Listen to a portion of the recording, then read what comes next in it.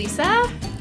Hi, Kristen. How are you? I'm good. How are you? Good. Glad to be with you. Well, I'm so happy to chat with you. I have been familiar with your work for a long time. I actually had a very dear friend of mine read Untangled, and which is a book about relationships with daughters. And I had a friend, actually a neighbor, literally walk it over to my house and be like, "You have to read this." So I'm thrilled to talk with you about that book and your new book, Untangled. You write a lot about, parenting daughters, which I am doing. Yes.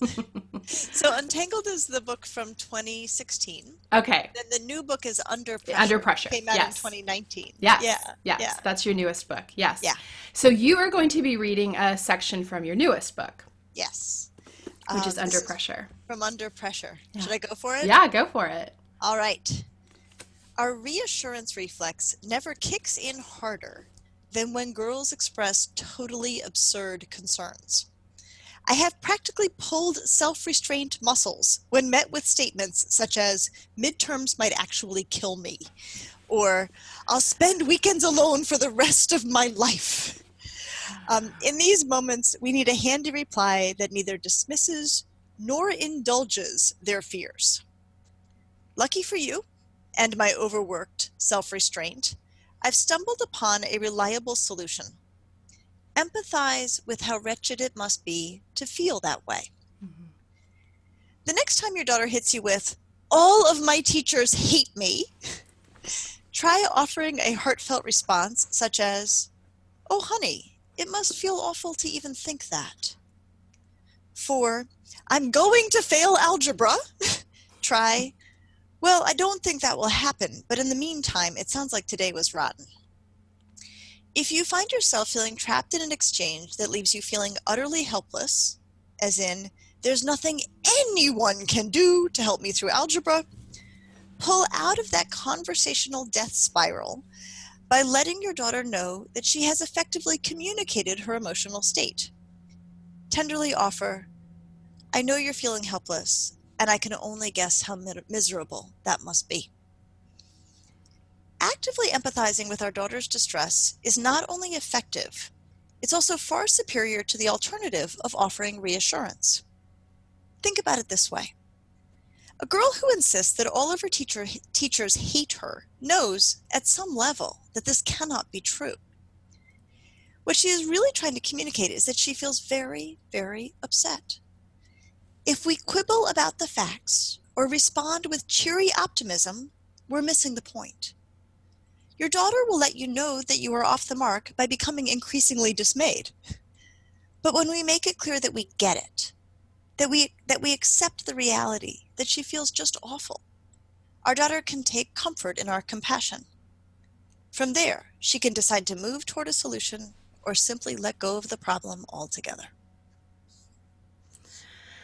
I love that so much. We are both therapists, and one thing that I really love about your books and your writing is that you take a very approachable voice in your writing. Like it feels like I'm talking to another mom rather than hearing from a professional, which you are. But I love how relatable all of that is because, and the chapter title alone. Snit happens. Well, that's the section title. It's in the chapter Girls at Home. But yeah, I mean, I was like, okay, I have the chapter section title. Now I have to come up with content because once you have Snit happens, you have to find something to say under that heading. Yes. Yeah. But I just appreciate so much that idea of figuring out how to empathize without getting into the content, without getting into well, I don't think all your teachers hate you. What about Mrs. So-and-so, but just get it, like attuning into the feeling underneath it instead of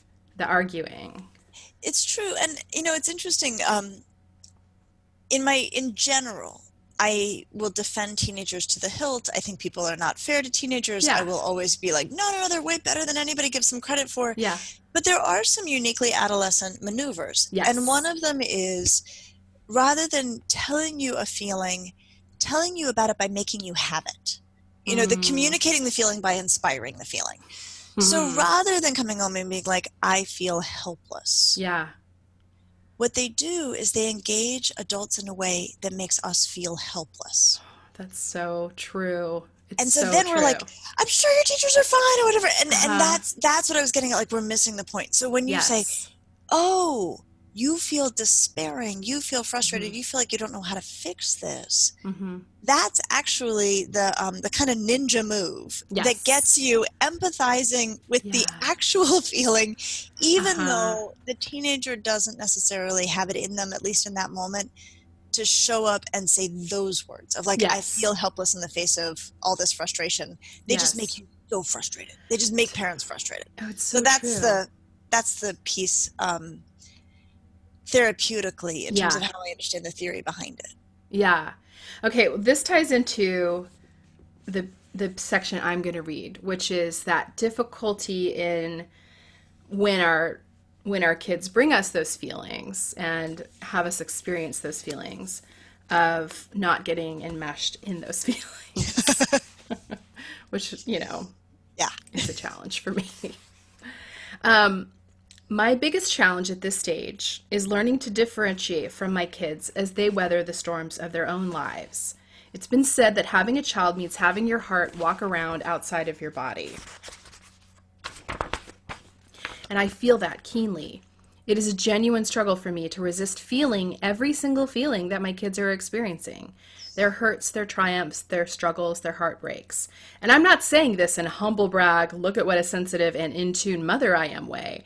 I'm saying that if I'm not careful, I have an unhealthy enmeshment with my kids' feelings and moods. Case in point, one of my kids had a heartbreak this week, and I've cried about it 5 times. 5. No one broke up with me, but I'm crying because that makes sense. I feel like my experiences of motherhood taught me to let go of trying to control my own outcomes. But just as I learned to do that, I found that my heart holds the outcomes of my children's lives in a death grip. And I think this is my next big lesson. Using that roller coaster metaphor, my friend Jen Hatmaker talks about how, in raising older kids, we've got to stay on the platform. We cannot ride every roller coaster with them. We need to stay right there, calm and anchored on the platform, and be a stable force for when they get off. That is my entire goal for the next 8 years. So stay on the mother effing platform until they leave home. That's awesome. What it reminds me of is that saying, like, you're only as happy as your least happy I child. know, isn't You it know, so true? it is so true. And yet it's interesting because I've got two daughters Mm-hmm. and, they're one's 16, one's 9. So we got a lot of feelings Yeah. around here. And, and I have a couple kind of takes on what you read. So one is, one of the first pieces I actually was the very first piece I wrote for the New York Times was about being a therapist and a parent. Yeah. And what I wrote about is when I was, just short of delivering my first daughter. So I was, hugely pregnant. I was with a senior colleague of mine, and she was great. And I will use, I will modify the swear word she used, but she was like, so do you want to hear how psychologists mess up their kids? But she Yeah. didn't say mess up their Yes. kids. And I was like, yes, I do want to hear that, because some of the most hamstrung kids I care for in my practice are the parents of at least one therapist and at worst two therapists, Oh my right? Like, so, gosh. Yeah. so I was like, what's the story? And she said they talk to them about their feelings way too much. And that to me made instant sense. And fortunately in this, I was not raised by somebody who talked about feelings way too much. Uh-huh. I came very much from, like in clinical terminology, like strong on the like ego management side, like get yourself Yes. together, pull yourself Yep. together. So I was like, oh, okay, so I have that repertoire and I can just Uh-huh. fall back on that repertoire. And so, what she really, helped me think through is that way in which, especially as a parent who's got a clinical background, Mm-hmm. if your kid's upset, you can be like, oh, you're having a big mad feeling. Do you want to talk about your big mad feeling? Or like, I see how Mm-hmm. deeply upset you are. We can go there. And what they often need is, okay, now pull yourself together. Yeah. You got to do your homework. Like you can do this. And so I think there's that side of it, of both being empathic and, especially as a clinician, Mm-hmm. we've got these muscles around really, getting into the feelings and Mm-hmm. talking about the feelings and being curious about the feelings. Um, but actually minimizing that at home Mm-hmm. Mm-hmm. in the name of ego functioning, which Yeah. we use in a different way than everybody else uses ego. We use it to mean like, self-management, Yes. functioning. Containment. Yeah, containment. Yeah. Yeah. Yeah. So that's one take on it. That is so funny. That's yeah. I think that I have fallen prey to that of like, let's just oh, you're having a feeling. Let's stop everything for the feelings. Well, As and it's opposed to like, let's buckle up. buckle up. I mean, and it's interesting because when I think about the kids I've cared for whose parents are clinicians, often like they get to me and I'm like, you don't need more of what I've got. Right? Yeah. Like you understand your feelings inside and out. You are actually stopping everything to Ah, have a feeling. I'm like, yes. you need Yes. military school. Like, you need a place where they don't care about your feelings at all. They need you to function. And It's so so funny. it's sort of striking that balance. And I'll tell you a funny story. I hope you don't mind. Like this is kind of turning into a potty mouth conversation. Oh, it's Not, fine. not potty mouth, but like not totally G rated. Um, so I had been visiting with a colleague, and we got talking about dream cars, and this guy's like 6'5", so he's a really tall guy, and he was saying his dream car was a Fiat Mini. And he Hmm. finally like got all his kids out of the house and he went to the dealership and he chose his Fiat Mini, and then he asked his wife to come like see the car. And she said she looked at the car and she looked at him and she goes, "You're a grown ass man." And he said, so I couldn't get the Mini, so I have like this SUV I hate. And I thought this was so funny. So I come home and I tell my daughters this story, and they crack up at it. And then about maybe 6 weeks later, I had to drive somewhere where I'm not familiar with where I was going. And I have a horrible sense of direction and I get really anxious about getting lost because I always get lost. And it's this Metro Health hospital system in Cleveland, and it's in this like the windiest area you Oh could yeah. possibly try to go to. And I was giving rounds down there, and I was like, "Oh, I got to go down to Metro today. I don't want to go down to Metro. Like this is when I wish I had a driver, or maybe I'll take an Uber. Like I can't. I don't want to get lost." And my 9-year-old goes, "Mom, you are a grown ass woman. Like get yourself down to Metro." And so this has become our code for like, okay, you've been upset long enough. Hmm. Hmm. And so we use this with each other. And what works also is that it's funny and it's Yes. sort of this Yeah. agreed upon code. Yeah. And so I've been thinking so much around the like balance of let's talk about your sadness and these big feelings that are kind of weighing you down. And you're a grown ass woman. Yeah. Now you need to do your homework. Yes. And it Yes. works. It really works. It's so funny because we used to have a philosophy.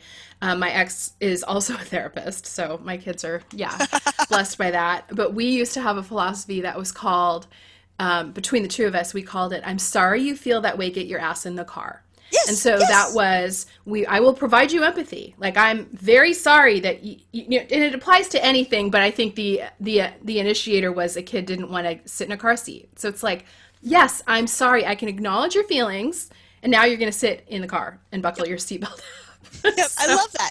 No, that's beautiful. And I think like that's exactly it. I'm sorry you feel that way. Get your ass in the car. And that yeah, like, and that's really the mix we're going for yeah, here. it is. It has to be. I mean, we want to give empathy to our kids, and that's important. And I'm curious to hear this from you too. One of the things that I talked about in my book was this idea of empathy and like the way that I think I have a concern that some parents are so keen on empathy and building self-esteem that they've almost given their kids like a false sense of entitlement about that self-esteem. Does that make sense?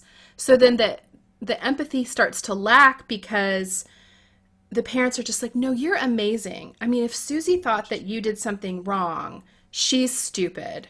Or Yeah. if your teacher thinks that this paper wasn't an A paper, then they don't even know how amazing you are. Like, have you seen that happening? Because I feel like I'm seeing this sort of like we've gone so full tilt on self-esteem that we've raised kids who like think the world revolves around them. I think that can be a real hazard. So with regard to self-esteem, I had this extraordinary supervisor in my training who became a dear colleague, and I always think of him when the topic of self-esteem comes up because he was my supervisor when I had a case on I was at the adult clinic, and I had a woman I was caring for who was an alcoholic and was getting fired a lot and was cheating on her lover. Hmm. And her self-esteem was low. Yeah. And he was like, it should be. And Yeah. he said, because, and this is the piece I've always held on to, he's like, people only feel good about themselves for the things they do well. That's the Hmm. only source of self-esteem. And that, like, that has really, for me, held up for 25 years, you know, in terms Yeah. of like how to understand self-esteem. So when we think about self-esteem, part of it is like, get your ass in the car, right? Yeah. That part of where self-esteem comes from is being a good kid and being a good Yeah. sibling and working hard at school or helping out your neighbors, right? Like, there's Hmm. no one can hand you self-esteem. You earn it with your Hmm. behavior, Hmm. and no one can take it from you either. Because that's the thing. If someone Yeah. can give it to you, that means they can take it away. That's really So dangerous. good. Okay, so that's the self-esteem piece. Um, and what I think the dangerous message in the, well, then she doesn't know how wonderful you are, or that teacher doesn't know how smart you are. Hmm.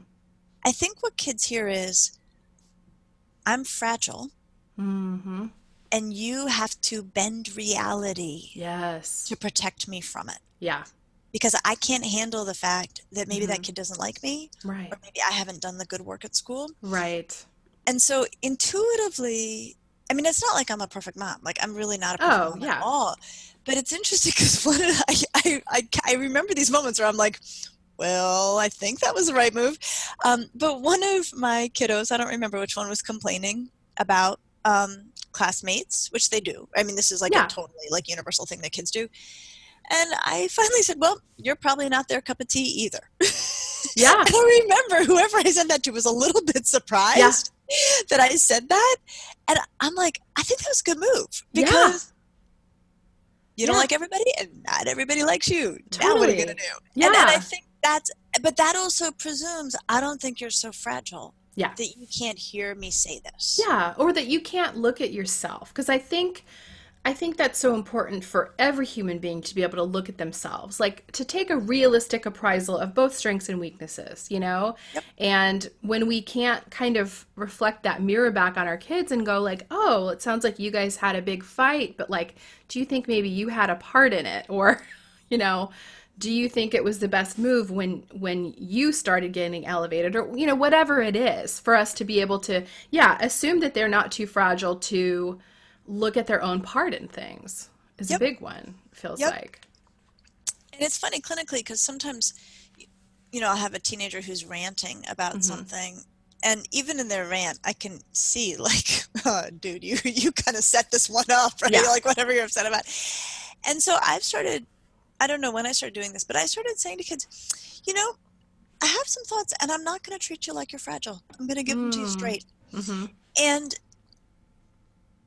And it does two things at once. One is it helps them get ready because I'm going Yeah. to say something Yeah. that's a little bit on the nose. Yeah. But the other is, I think it's actually me saying something like, I respect you. And Yeah. I Yeah. respect that you've come to therapy Uh-huh. because you want things to be different. And the Hmm. way we get there is Yeah. you don't have to be comfortable here all the Yeah. time. If you're comfortable here all the time, I'm not getting I'm not doing what you came for. So true. Yeah, Yeah. so true. Okay, talk to me about your newest book, because, this one really looks at a lot of the pressures that are Yep. on girls specifically. Talk to me about what you see as kind of some of the bigger pressures that are fracturing girls right now. Sure. So let me actually contextualize it against Untangled, which Yeah, was the book from 2016. So yeah, Untangled is a straight up look at normal development. It yeah. is just, this is adolescence. And my chapter titles work pretty well in terms of explaining what, like the what's inside. So for Untangled, the chapter titles are the 7 tasks that I think all teenagers need to accomplish. Hmm. And even though it's tipped towards girls, I hear all the time from parents like, 80% applied to my son, which I'm not Totally. surprised I by. completely agree. Yeah. So the chapter titles are, and these are the tasks. These are the tasks of Hmm. adolescence. So parting with childhood, joining a Hmm. new tribe, harnessing emotions, contending with adult authority, planning for the future, entering the romantic world, and caring for themselves. So it's Mm-hmm. basically just like you do these Yeah. things and you got a grown up on your hands.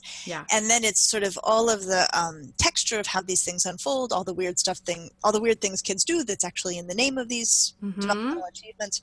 So that's untangled. It's just like Mm-hmm. normal expectable development. Yeah. And then Under Pressure, which came out 3 years later, the subtitle is Confronting the Epidemic of Stress and Anxiety in Yeah. Girls. So Yeah. I'm sure you hear what I hear, which is the word stress and anxiety, even before the pandemic, were Oh, out of control. all the time, all the time. Yeah. I And so I mean, was my like, own daughters deal with both of those. Yeah.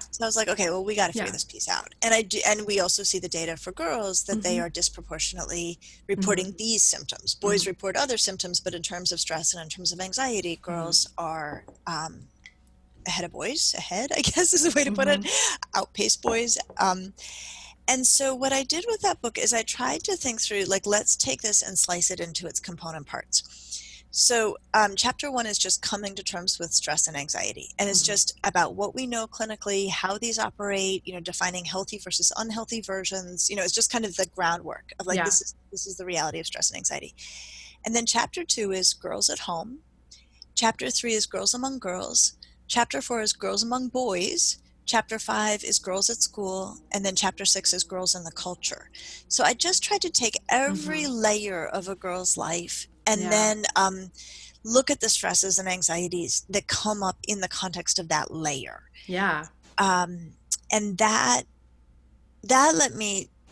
gave me a structure Yeah. to take this big messy thing of kids are stressed and girls are stressed and to Yeah. try to sort of find a way to think my way through it that was Mm-hmm. systematic. Yeah, which I love. I love the systematic approach because I feel like it does feel so overwhelming to look at, girls and anxiety and to just kind of break it down and go like, okay, here's how we can address it in this sphere, and here's how we can address it in this sphere. I'm curious to hear your thoughts on how you feel like the pandemic has either contributed to or pulled back on some of this stress and anxiety for girls.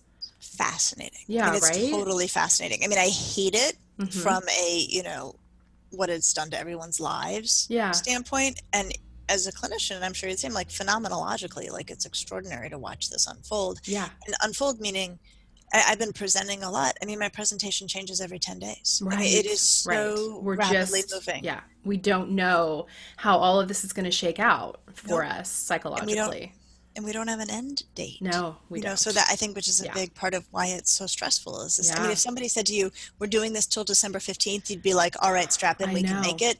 I know. I think we don't even have that. So, I mean, I Which know is we don't. stressful in and of itself. That ambiguity is Hugely, very stressful. hugely. Yeah.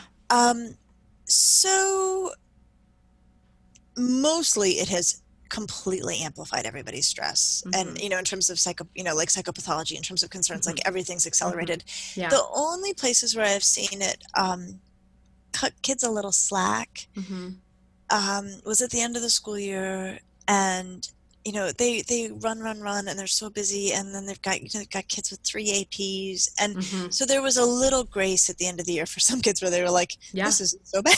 Yeah. Like, I'm getting more sleep. Yeah. So that was like the little bright spot. I think that may be really the only bright spot. I mean, Mm-hmm. my sense of this, as it's, here we are today, this is going to be a different story in a month. My sense is um, kids are really worn thin by it, and adults are really worn thin Yeah. by it. Yeah. And to the degree that under totally normal conditions, being a teenager is stressful, and you need grown-ups around you who have some bandwidth and some Mm-hmm. energy for getting Oh you my through it. gosh. Now we are not under normal conditions, and the No. grown-ups are not in great Worn shape. thin. Yeah. Worn thin. And I'm reluctant to say what I'm going to say next, because I'm so much on the side of reassuring. I am like waking up in cold sweats at 3 a.m. about what the fall is going to look like, Me too. because we will Me be too. 3 months further, or 2 months Yeah. further, worn down, right? I mean, it's Yeah. not like, no, I mean, I think Worn down and the numbers are going up everywhere. So it's like everywhere. it's Yep. it's And going to be all of the fatigue and climbing numbers to what it even yep. is now. It's And then we're very going to stressful. try to throw Yeah. school back on top of that I know. for a bunch of kids who never felt like they got a summer, No. because they didn't do what they thought they were going to do this summer. Mm-mm. And then we're going to have super worn out teachers and super Mm-hmm. worn out parents. Yeah. And it's going to be really awkward at school, even if they Yeah. get to go to school. I mean, Yeah. the ideal is that they are physically in the building. That's going to be better than not being in the building, but it's not going to be easy. Uh-uh. So I spend all my time thinking about late August. Me too. I do too. I honestly do. I have sat and gone through every like available option in my mind because there's a part of me that's like, should I pull my kids out and do a virtual school because I'm concerned that they're going to go and then come back and then go and come back, and and I'm really concerned about the new social dynamics for teens of going back to school in the midst of a pandemic where there's all of these rules, and you're going to have some kids who follow the rules, and you're going to have some kids who think it's dumb, and then you're going to have some kids, just like we're seeing with adults, who are flexing on the rules, who are saying this is all stupid.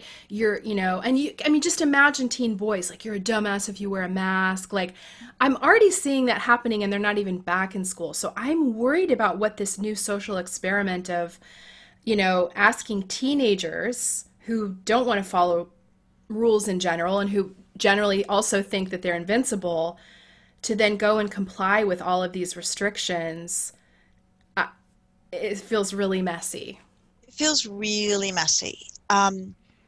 So here are the kinds of things I think about, right? So that, just this doesn't become I know. a great despair, Right. Like, a great pit of despair, because I don't live there, you don't live there, I and we're on know. the helping side. Yeah. So here are the things I think about. I really, really, really, really, really, really, insert 50 more reallys, hope that parents and teachers ease up on content. Yes. And I'll tell you why, because I think Yeah. it's easy, first of all, to think, I mean, what I call it is like to use a manic defense, right? So like, and Hmm. you saw this early on in the Yeah. pandemic. People are like, I'm going to get in the best shape of my life, and I'm going Oh, to learn yeah. 40 languages, and I'm going to read all of Proust, right? I mean, like, and you're like, settle Absolutely. It's a down. coping mechanism, Yep, like I'm going to do so I don't have to yep, feel. Yeah. exactly. So what I'm worried is we're going to see Yeah. Manic Defense, the sequel, for the fall. Yes. And Yes. it's like, well, give them more work, give them more work. Okay, so Hmm. I think not only do I hope the work levels drop, Yeah. or the nature of how kids spend their time shifts Hmm. from traditional schooling to some combination of school plus other stuff. I'm worried actually that there's going to be pressure to push Yeah. them up, To ratchet it up. to ratchet up. And what I think we have to say, and it's hard for us to say, is this is a global crisis. Hmm. The goal is to get kids through this psychologically intact. They are going to Yes. need more Yeah. contact, more connection, more Yeah. support around how psychologically stressed they are. Hmm. Loading them up with extra worksheets is Totally. only going to piss them off. Yeah. And also make them feel like the grown-ups don't get it, Yeah. which is actually going to push us away from connection and away from Hmm. them feeling calm. And guess who doesn't learn when they don't feel connected and calm?